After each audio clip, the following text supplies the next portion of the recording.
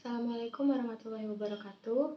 Saya Dewa Ayu akan menjelaskan bagan dalam pembelajaran. Cara menggunakan bagan dalam pembelajaran yaitu ada 5. Yang pertama, pemilihan jenis bagan. Yang kedua, mempersiapkan ruang kelas. Yang ketiga, mempersiapkan siswa. Yang keempat, mempersiapkan pertanyaan dan penugasan yang mengaktifkan para siswa. Dan yang terakhir, penggunaan bagan saat pembelajaran berlangsung.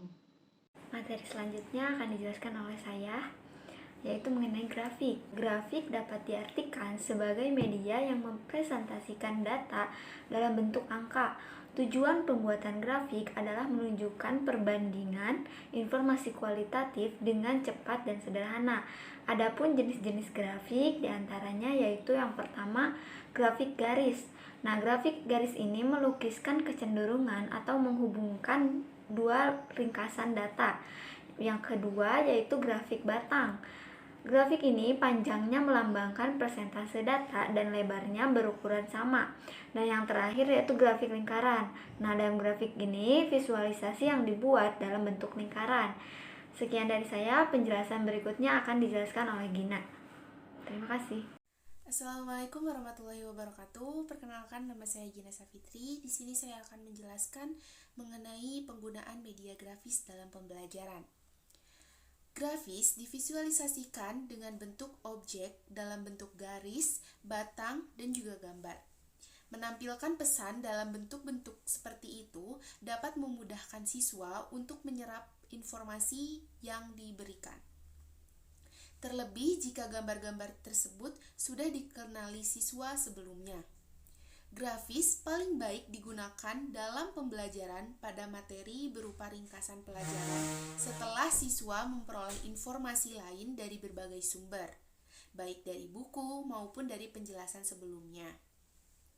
Para siswa tidak akan mengalami kesulitan dalam memahami pesan yang disajikan melalui grafis. Hal tersebut disebabkan karena grafis akan membuat para siswa lebih mudah untuk menyerap informasi, sehingga mereka mungkin bisa melihat contoh grafis dari majalah, koran, tabloid, atau internet. Namun yang terpenting, grafis menggambarkan informasi secara singkat. Kegunaan media grafis ini dalam pembelajaran yaitu sebagai media yang mudah digunakan dan bertujuan untuk mempermudah siswa dalam memahami pesan pembelajaran yang telah disampaikan. Selanjutnya akan disampaikan oleh teman saya.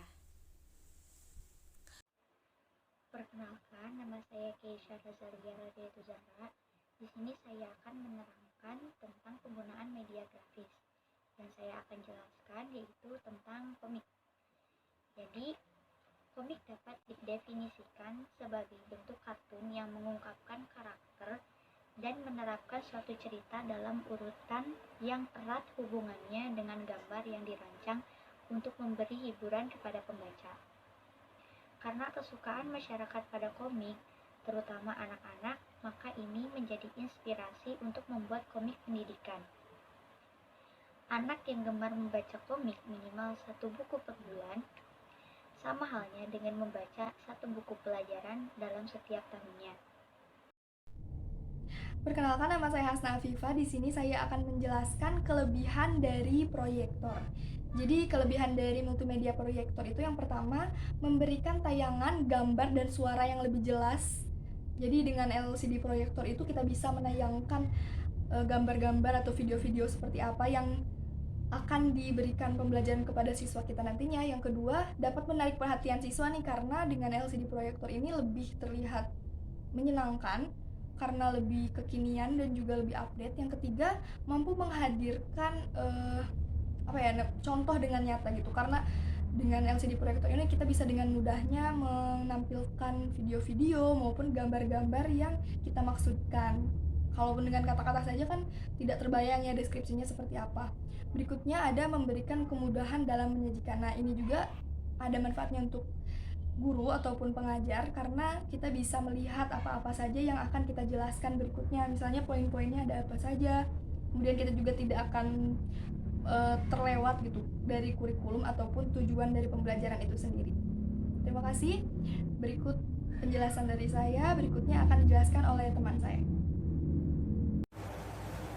Penjelasan selanjutnya akan dijelaskan oleh saya, Kirana Kusuma Widiani, mengenai prinsip-prinsip media grafis. Dalam pembuatan media grafis, ada beberapa hal yang perlu diperhatikan dan menjadi prinsip dasar dalam pembuatan media grafis tersebut, yaitu satu, keseimbangan yang terdiri dari keseimbangan formal yang sering disebut simetris, dan keseimbangan informal yang sering disebut asimetris, dan keseimbangan radial dengan bentuk desainnya bergerak dari titik pusat berjalan menuju radiusnya. Yang kedua yaitu kesinambungan.